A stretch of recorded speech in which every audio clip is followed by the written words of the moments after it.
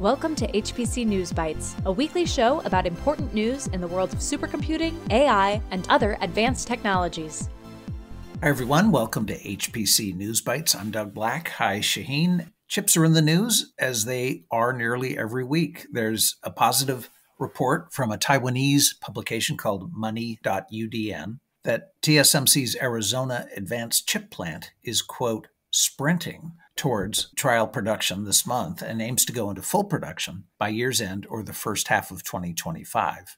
Also, the Dutch government has sweetened the pot for chip manufacturing equipment maker ASML, which had threatened to explore a move to other countries. But now the Netherlands government will spend nearly $3 billion to strengthen the business climate in the region where ASML is located.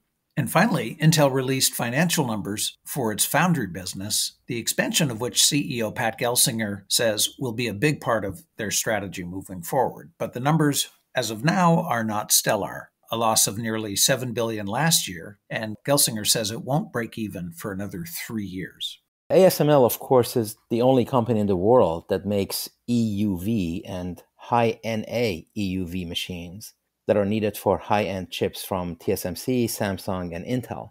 There are more producers for the older technology, DUV, standing for deep ultraviolet. ASML made extreme ultraviolet, EUV, work and then upped the ante with high numerical aperture, high-NA EUV, and it has become Europe's most valuable technology company as a result.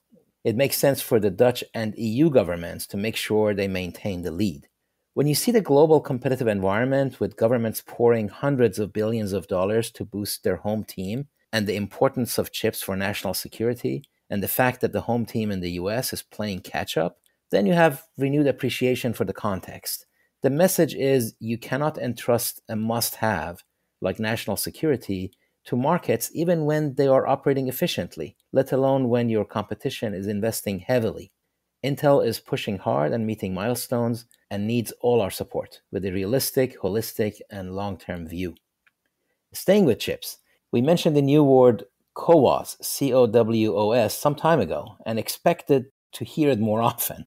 Well, we have. TSMC has increased its investment and ordered additional equipment as it builds more CoWoS capability, which signals growing demand and importance of packaging technology. CoWoS, by the way, stands for chip on wafer on substrate. It is a so-called 2.5D packaging technology that puts multiple chiplets next to each other, each bonding via micro bumps with a large interconnect layer below. That's called a silicon interposer. That's the chip on wafer part. The WoS part is thinning the interposer layer to expose connections to the package substrate layer below and further treat it until it is ready to bond. That forms the chips that we see with a ball grid array underneath, ready to connect to the circuit board. Other packaging technologies you might have heard are InfoPop, standing for Integrated Fan-Out Package on Package, is a wafer-level system integration technology that Apple uses in most of its products, and SOIC, which stands for Small Outline Integrated Circuit, which is an industry standard for low-cost solutions and many applications.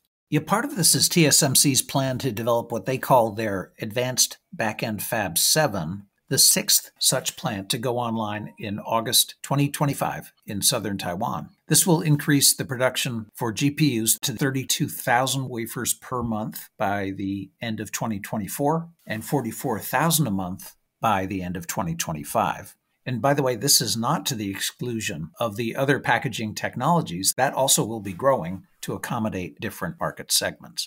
Shaheen, it seems the rate of change, innovation, and resulting chip performance keeps going through the roof. If we accept as a sort of Moore's Law corollary that in the end we're talking about the doubling of system performance every 18 months, then the contributions of GPUs and chiplets and CoWoS is driving performance improvement at really an incredible rate. More on chips. Memory chip company SK Hynix announced it is investing nearly $4 billion in a high-bandwidth memory fab in Indiana and an R&D center with Purdue University. The project will be an advanced semiconductor production line that will produce next-generation HBM used in GPUs for AI. So SK Hynix is a major South Korean company, and it plans to begin mass production in the second half of 2028. while the new facility will also develop future generation of chips and house an advanced packaging R&D line. Finally, there's quantum news that's creating quite a stir. A Quantinuum Microsoft joint effort has achieved an advance in fault-tolerant quantum by, quote, demonstrating the most reliable logical qubits, an achievement previously believed to be years from realization, unquote, the companies said. Yeah, fidelity and therefore quantum error correction is the most important need for qubits and the specific operations that they can perform.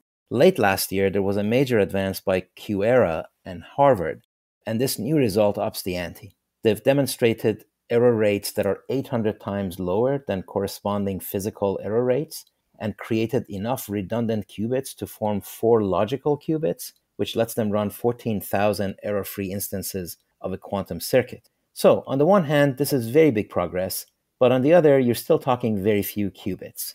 But it certainly accelerates the path towards a quantum computer that can deflect errors and keep running, what the industry calls a fault-tolerant universal quantum computer.